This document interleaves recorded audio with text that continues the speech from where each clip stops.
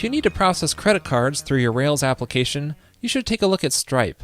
It's easier to set up than any other payment gateway I've seen, and it's also very developer-friendly. And the only fees you have to pay are the transaction fees, which are very reasonable. There's no monthly fees or other hidden costs. By the way, they're not paying me to say this. I've just been very impressed with them, and I encourage you to try it out. Now, unfortunately, Stripe is only currently available in the US, so if you want to add it to your application, you'll need a US bank. However, international support is being worked on and hopefully will be added soon. Now, this doesn't mean that you can't have international customers. You can. It's just that as a seller, you need to be in the US. So let's see what's involved in adding Stripe to an application. Something that you may not know is that I grew up on a llama ranch, and I think we missed a big money-making opportunity back then of selling llama kisses. But better late than never, so let's make an application here for doing this. As you can see, I've already got most of the application set up here, where we have various plans, and you can sign up for a given plan, which creates a new subscription. Right now, all you enter in is your email address, but what I would like to add are credit card fields here. But you can see, if I enter in my email address, it still makes a new subscription here. So I just need to make some way for the user to enter in their credit card information, and we can use Stripe for that. Now you can get started quickly by just going to stripe.com and then clicking on Get Started with Stripe, and then immediately you're able to process test transactions. So, for example, you can run this command, and that will create a test transaction for you. You can see there's the response, and there's our test transaction. And to create an account, you just have to enter in your email address and password that you want to use. Save that, and there we go. And then if you check out your account section over here on the left side, you'll get information with your various keys that you'll need for communicating with their REST API. Now, Stripe also provides a Ruby gem to make it easier for you to communicate with the REST API, and you can just add that to your gem file here. It's just called Stripe, and then run the bundle command to install it. And then you can set up Stripe inside of an initializer. So just go to your config initializers directory, and just add a new file here called stripe.rb. And then inside of here, we can specify our Stripe API key, and then set that to the secret test key here. And so I'll just paste that in here.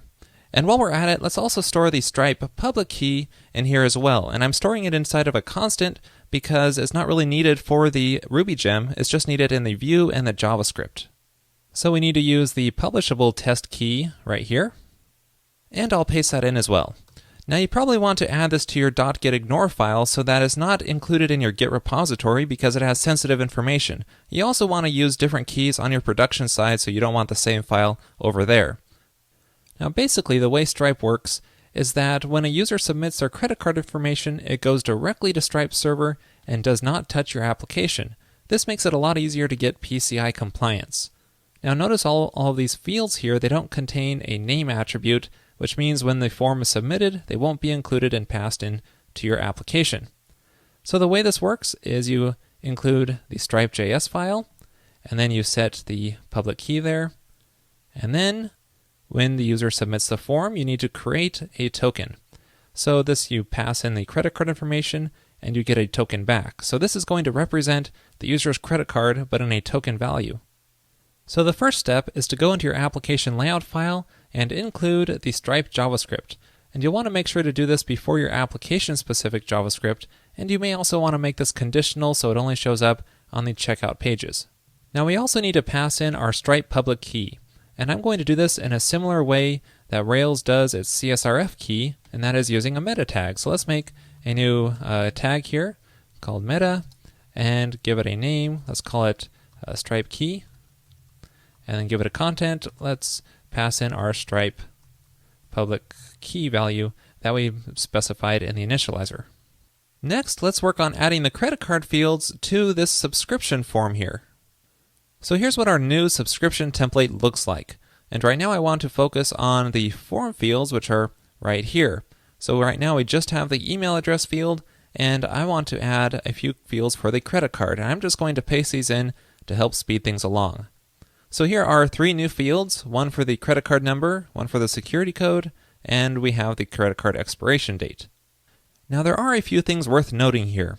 One is that I'm using label tag and text field tag instead of going through the actual form builder, because these aren't really attributes on our subscription model, and I also don't want to even submit them to our application, so I'm specifying name as nil on each of these fields here.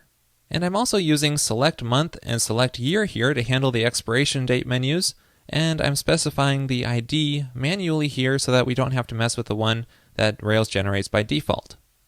So now when we reload this page here, you can see our credit card fields, and now what we want to do is when the user clicks the subscribe button, that it handles some JavaScript, submits the credit card information to Stripe, and then receives the token, and then submits that through the form. Now because this is a Rails 3.1 application, I'll be using CoffeeScript here, and I'll add it to our subscriptions CoffeeScript file. So the first step is to make sure our DOM is loaded by calling jQuery. Now the first step here is to set up Stripe by specifying the publishable key. And then we can set that to what we supplied in the meta tag in our layout file. So let's fetch the meta tag where the name is equal to the Stripe key. That's the name we provided, and we'll fetch that content attribute on that tag there. Now I'm going to handle the rest of the logic through an object called subscription. And I would normally do this through some kind of refactoring, but that's an episode in itself. So let's make a function on here called setupForm. And so we'll make that subscription object with a setupForm function here. So in here we want to fetch our new subscription form. That's the default name that Rails will give it. And then we want to handle the submit callback so that we can change the behavior when the user clicks the button. So let's first disable the submit button. Let's look for an input type of submit, and then call attribute disabled and set it to true. And then we want to process the credit card, so I'll make a new function for that called process card. And then we want to return false so the form actually doesn't get submitted. So let's make that function process card. And for this, we need to prepare a credit card object, and the code will look something like this, where we are setting up a JavaScript object here with various attributes that Stripe expects and assigning the values to what the user typed in for each of those fields. And then next we have the key called Stripe create token. And then for this, we have to pass in our credit card object. You can pass in an amount too if you want, but that's optional. And then we need a function to handle the Stripe response because it's asynchronous here. So what we can do is make a new function on our subscription called handle Stripe response.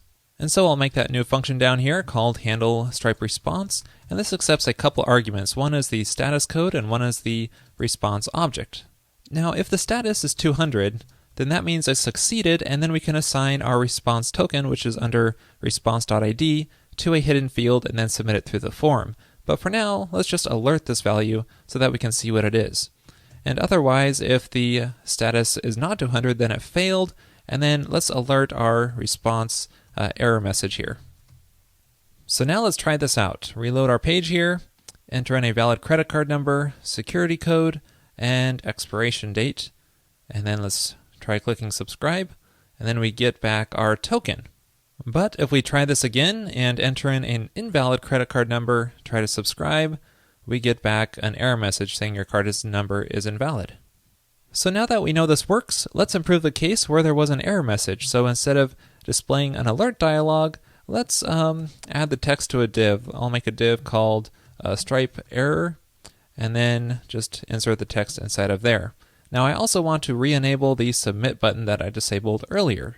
So I'll just paste this code in here and say disabled is false instead of true. So inside of our form template, I'll just paste in some code here to add that Stripe error div. And notice I'm also adding a no script tag so that if they don't have JavaScript enabled, it displays an error message for them. So let's try this out. Let's enter in an invalid credit card number, click subscribe, and instead of getting an alert dialog, we get a nice little error message down here. And notice I did add some styling off camera. And then we just need to handle the case where it succeeds. So instead of just displaying our token, let's add it to a hidden field in our form and then submit the form. So let's first add our hidden field here. And inside of our new form template, let's add a new hidden field. Let's call it Stripe card token. And then we also need to add that as a virtual attribute on our subscription model called Stripe card token. And then back in our CoffeeScript, instead of displaying the alert message, let's set the value of that subscription Stripe card token hidden field, and we'll just set the value to the response ID, which will be that token. And then we just need to submit our new subscription form again. And we could do that by calling submit directly on the actual tag object, so that way it doesn't trigger this onSubmit callback again. So now when the form gets submitted, it will trigger the subscriptions controller create action, and our token will be passed into our subscription object. Now we could handle the payment through a before create callback, but I don't like doing something that expensive in a callback. Instead, I prefer to do it more directly by making a method called save with payment on our subscription object here. So let's make that new method instead of the subscription model called save with payment. And then we want to first make sure that our object is valid. And then we just need to use our Stripe Ruby gem here to make the payment. Now the API documentation for this Ruby gem is really nice. And one thing you can do is create a new charge with that card token that we have here. But we don't really want to do this because our card token we received is a one-time use token, and if we just create a charge, we won't be able to make a recurring payment here. So instead, what we want to do is create a new customer by calling customer.create and then passing that card token in there, and that way we can also assign a plan to it and make it recurring. You can see we can assign a plan ID, and Stripe will automatically handle the recurring payments for us. So to set this up, we need to go into our Stripe account and enter in some plans so it knows how to handle the recurring payments. So as you can see, I don't have any plans yet. If we go to our test account, let me create some here off camera. And here we go. So here are the various plans to match those in our application. And notice I'm using the database ID for the identifier here. You might want to choose a different ID depending on how you have it set up. And then back in our application, to handle the payment, we can create a new customer by calling Stripe customer.create. We can pass in some various values in here, such as the description to provide their email address, and we have the plan, which will be the plan ID of the subscription.